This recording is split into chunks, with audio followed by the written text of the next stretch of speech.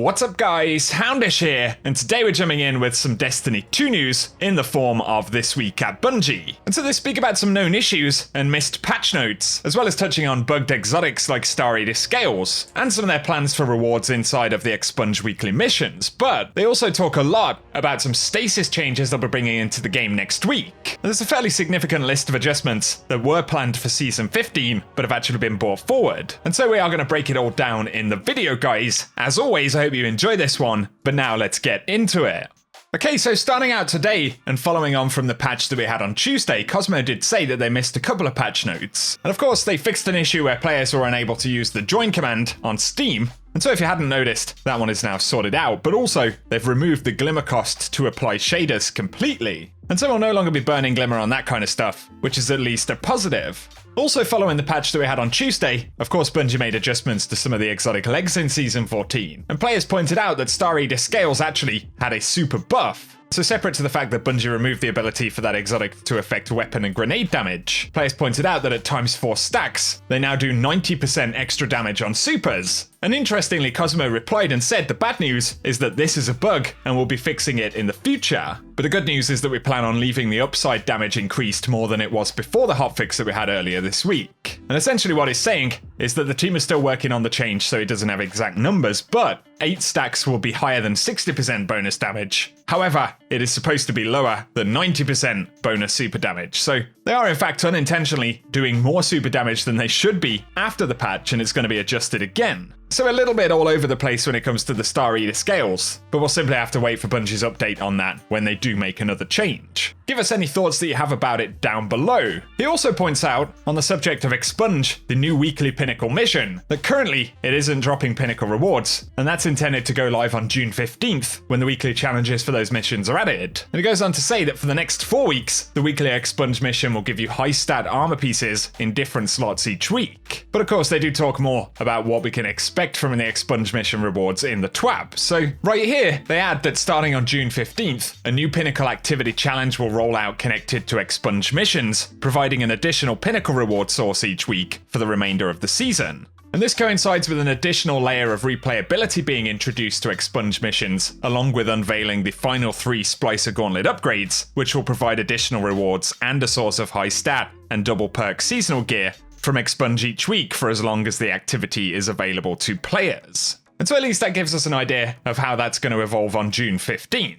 Now though, let's speak about a bunch of the Stasis changes that Bungie have outlined in the update this week. So they say we have some details for next week's hotfix down below, and as you'll see, there are a lot of changes to go over, and they're all focused on Stasis. The patch is something we've moved up from Season 15 to help smooth over some of the pain points players have been feeling, but it's important to note that shifting our focus like this comes at a considerable cost to the team, so it's unlikely that mid-season patches of this scope will become a regular occurrence. And then they say after this patch is shipped, we'll be diving back into Season 15, where we're planning to deliver another balance patch focused on updates to light subclasses, while continuing to iterate on Stasis. And the goal is to address some key pieces of feedback, and make more of the light subclasses viable across the game. Then after Season 15, things become a little more nebulous because we're still in early development. But what Kevin Yanis from Bungie does say is that there are areas of focus to help paint a picture of where they're headed. And they'll be looking at ability regeneration rates and redesigning how the ability energy economy works in the game. And the goal is to keep the PvE experience largely similar to the state of the game today, but reduce how often abilities are used in the Crucible. And after that, they'll be taking a long hard look at some of the Void, Solar and Arc subclasses to re-examine each subclass path and how they fit into the combat sandbox. And so they are committing to a lot of subclass and ability adjustments over the next year, I guess. But now they jump in and talk about the upcoming sandbox patch. So they say the combat gameplay team is currently working on changes to Stasis gameplay abilities aimed at improving the Stasis experience in the Crucible. And so currently planned to go live on Thursday, June the 3rd, we're going to get hotfix 3.2.03.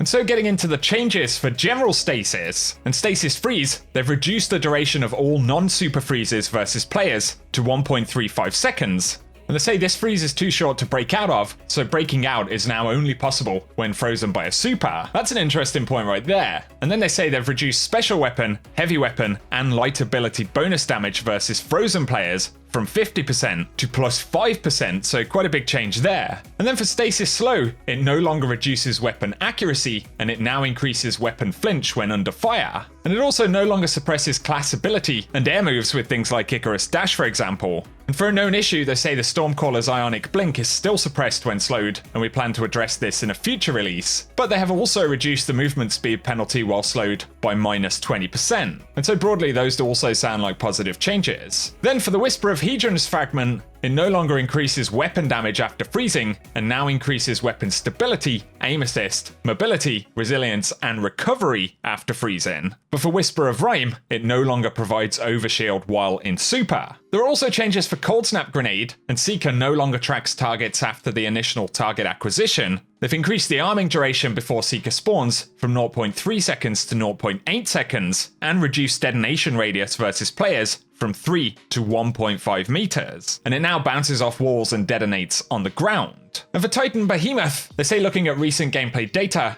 generally, it has one of the highest win rates of any subclass in most 6v6 game modes, and is also amongst the strongest in 3v3 modes. And in Trials of Osiris, for example, only Top Tree Dawnblade has a higher win rate. And they say especially they've taken steps to make a Behemoth more targetable when moving, which should hopefully alleviate some of the frustration. And so for Shiver Strike, they've reduced the flight speed and distance. They've also reduced knockback versus players, and removed the slow detonation on player impact. For Cryoclasm, it now requires the Titan to sprint for 1.25 seconds before activation when not in super, and they've also removed the cooldown. For Howl of the Storm, they've reduced the angle of initial freezing and the damage cone, but also reduced crystal creation freezing radius, and they've slowed down sequence of crystal formation to allow victims more opportunity to escape, and now spawns on a small crystal on walls if performed into walls. That'll be an interesting one. But then we've got Glacial Quake, and they've reduced the Heavy Slam vertical freeze range versus players, and also reduced damage resistance from 50%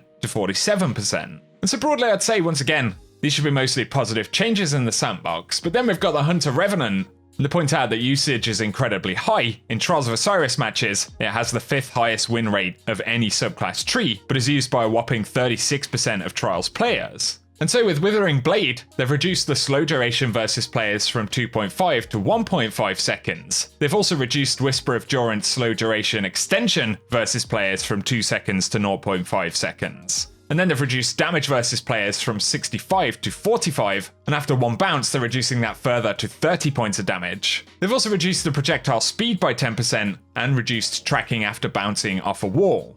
So some pretty holistic kind of nerfs right there.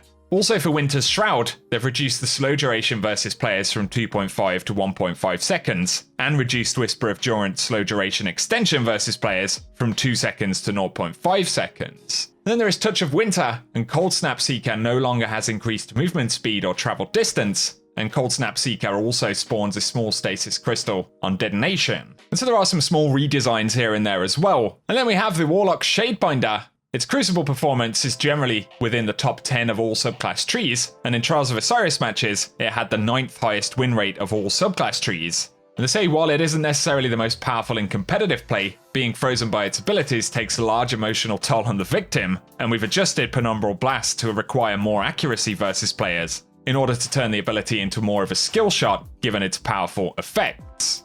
And so with Penumbral Blast, they've reduced tracking and proximity detonation size and tracking versus players, but also reduced the freeze radius versus players when impacting the environment from 2.7 meters to 1.5 meters. With Ice Flare Bolts, Seeker now only chains once when spawned from a player shatter, and then with Winter's Wrath, freezing projectile tracking strength now ramps down to 0 after 2 seconds of flight. They go on to say that they hope these changes have a positive impact on your Crucible experience, and while the gameplay team is very busy working on future releases, Crucible and the PvP community are incredibly important to us, and we will continue to monitor gameplay data and community feedback regarding Stasis and subclass abilities in general. We'll continue to update Stasis until its win rates and usage rates are in line with the light subclasses. Expect more updates in the future. And so ultimately, of course, we have to see how all of this actually feels in the gameplay, but overall, I think it is a big positive that Bungie have brought this forward. And be sure to give us any of your thoughts about what we're reading in those patch previews down in the comments section. But we should point out that the hotfix will go live on Thursday, June 3rd at the daily reset, and the maintenance windows and expected downtime